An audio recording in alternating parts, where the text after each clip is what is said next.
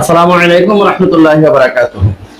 সম্মানিত দর্শক মণ্ডলী, কিয়ামতের অসংখ্য আলামত রয়েছে।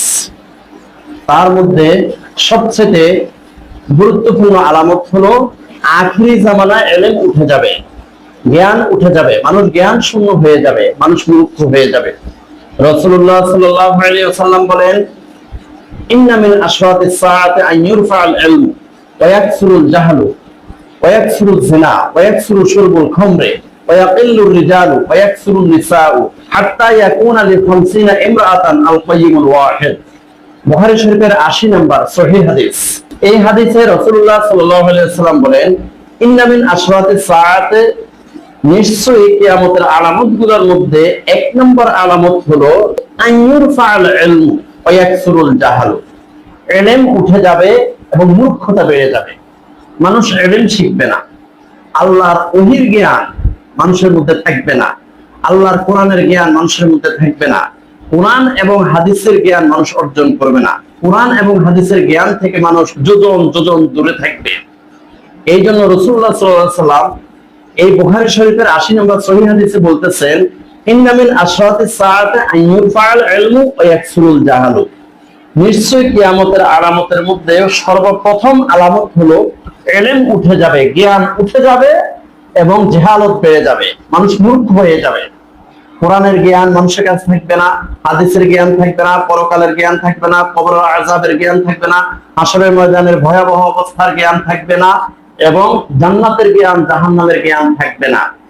এক কথায় যে জগতের শুরু আছে শেষ নাই, পরকালের কোনো জ্ঞানে মানুষের কাছে থাকবে না।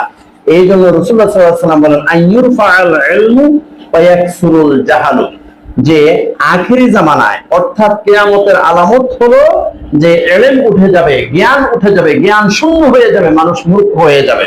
ওয়া ইয়াকসুরু শুরবুল খামরে, আখিরি জামানায় মদ পান বেড়ে যাবে, ঘরে ঘরে পাড়ায় পাড়ায় রাস্তায় রাস্তায় মানুষ মদ পান করবে। যারা বাধা দেওয়ার কথা তারা নিজেরাই হিরোইন খাবে, মদ খাবে, গাঁজা খাবে, ইয়াবা খাবে, এই জন্য বাধা দিবে কি? তো আখিরি জামানার কিয়ামতের আলামত হলো যে ওয়ায়াকসুরু শুরবুল খামরে, মাদক বেড়ে যাবে। অর্থাৎ যারা সর্দার মাতবার, যারা সমাজ পরিচালক তারাও মাদক সেবন করবে, আর সমাজের মধ্যে যারা বসবাস করে তারাও মাদক সেবন করবে। অতএব কিয়ামতের আলামত হলো আখিরি জামানায় মাদক বেড়ে যাবে। ওয়ায়াকসুরু জিনা, জিনা ব্যভিচার বেড়ে যাবে, ঘরে ঘরে পাড়ায় পাড়ায় শুধু জিনা ব্যভিচার চলবে, কেউ বাধা দেবে না। কারণ যারা বাধা দেওয়ার কথা কে? মা, বাবা, বড় ভাই, সমাজপতি, বিচারক, যারা মুরব্বী, এরা তো বাধা দেওয়ার কথা, ওরা নিজেরাই জিনা ব্যভিচারে লিপ্ত থাকবে। এই জন্য কেউ কাউকে বাধা দেবে না।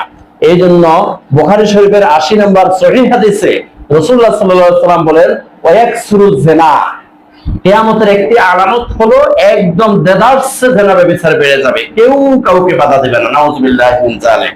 ওয়ায়াকিল্লুর রিজাল, আর কিয়ামতের একটি আলামত হলো পুরুষ কমে যাবে।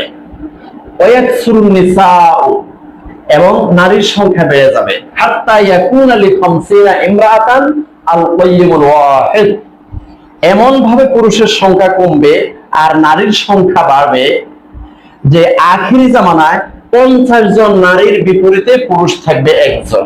এটারও বিভিন্ন কারণ আছে।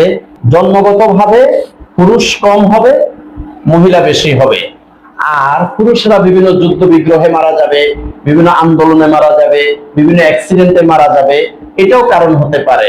আর জন্মগত ব্যাপারটাও কারণ হতে পারে। অর্থাৎ আখিরি জামানায় পুরুষের সংখ্যা কমে যাবে, নারীর সংখ্যা বেড়ে যাবে।